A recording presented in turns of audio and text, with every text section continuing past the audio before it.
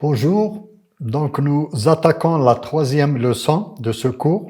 Après avoir fait connaissance avec le système d'information et spécifié son rôle dans une organisation, on va montrer comment automatiser un système d'information entièrement ou partiellement. Pour cela, on va suivre les lignes suivantes, les grandes lignes suivantes. On verra d'abord les transformations importantes par lesquelles est passée l'industrie, voire l'entreprise jusqu'à ce jour. Un bref aperçu sur l'évolution des systèmes d'information. Ensuite, on situera le système d'information par rapport au système d'information global. Et enfin, nous énumérons un certain nombre d'avantages de ces systèmes d'information automatisés. La transformation numérique dans l'industrie est passée par 4 révolutions. La première révolution, qui date vers les années 1765, concerne la production mécanique portée par la machine à vapeur. La deuxième révolution, qui date des années 1870, concerne la production de masse ou à la chaîne et qui est poussée par l'énergie électrique et pétrolière. La troisième révolution date des années 1969 et concerne la production automatisée, laquelle est soutenue par l'électronique et les technologies informatiques. Enfin, la quatrième révolution d'aujourd'hui concerne la numérisation grâce à l'introduction de nouvelles technologies telles que l'Internet des objets, l'intelligence artificielle, le cloud computing et le big data. Jusqu'ici, on a vu le système d'information dans sa forme ou dans son état manuel.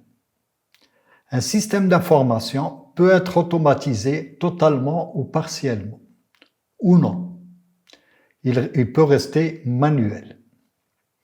C'est pour faire la différence entre un système d'information et un système d'information automatisé. Autrefois, on automatisait seulement quelques fonctionnalités du système d'information. Pourquoi? Celles qui apportaient à l'entreprise une valeur ajoutée en termes de productivité, de réduction de coûts et ou de bénéfices. Pourquoi? Car les coûts du matériel informatique et de la maintenance des logiciels étaient très élevés. Aujourd'hui, toutes les fonctionnalités d'un système d'information ou presque sont automatisées, car tout simplement le matériel est devenu très accessible et de nouvelles méthodes et techniques sont apparues pour rendre la maintenance des logiciels plus simple. Vu la concurrence rude entre les entreprises et l'apparition continue et rapide des technologies telles que le cloud, le big data, l'Internet des objets et l'intelligence artificielle, les entreprises sont obligées non seulement d'automatiser leur système d'information, mais en plus d'utiliser les technologies les plus récentes. Après avoir motivé pourquoi il est nécessaire pour les entreprises d'automatiser leur système d'information, on va voir justement la différence entre un système d'information et un système d'information automatisé. Le système d'information comprend en fait 2 parties. Le système d'information manuel et le système d'information automatisé. La tendance est bien sûr d'aller vers l'automatisation complète et entière du système d'information.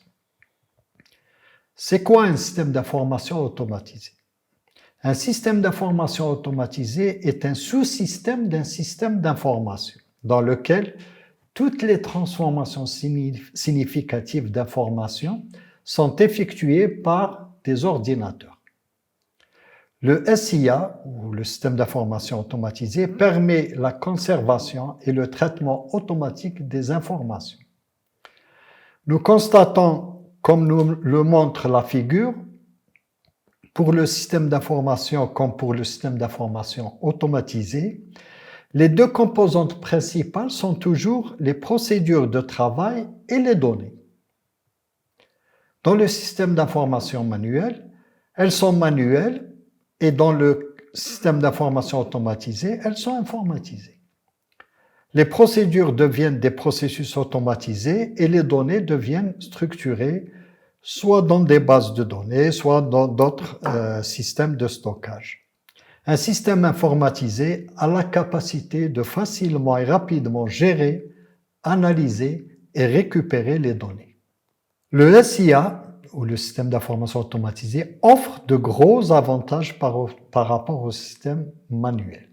Principalement, nous avons la réduction des erreurs, contrairement aux tâches manuelles, l'accès rapide aux données. On gagne beaucoup de temps quand il s'agit d'accéder aux données ou pour faire exécuter des processus. Contrôle de la qualité, on peut facilement contrôler la qualité tout le long de l'exécution d'un processus et pas seulement à la fin grâce à la traçabilité des informations et au programme de contrôle. Génération de rapports, donc les rapports sont générés automatiquement. Et enfin, la traçabilité des informations. Le développement d'une application informatique, c'est-à-dire l'automatisation d'un sous-ensemble ou tout le système d'une entreprise, passe par 3 étapes fondamentales. L'analyse, la conception et la mise en œuvre.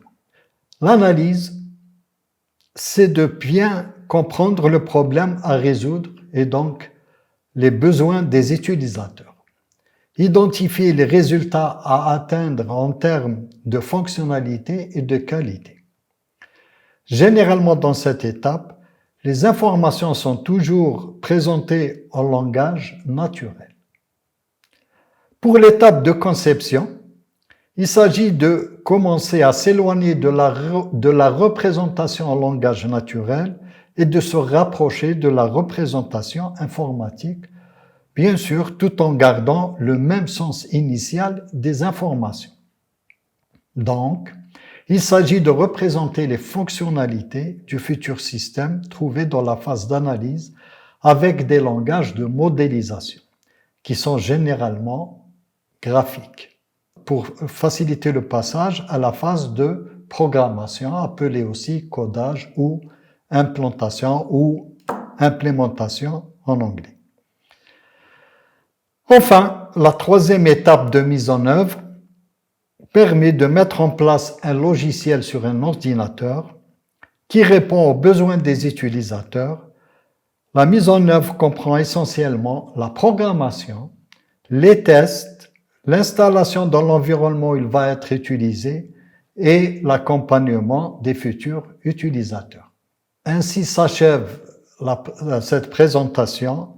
Je vous remercie de m'avoir écouté et je vous dis rendez-vous à la prochaine leçon où on va parler le détail comment automatiser et comment maîtriser un système d'information.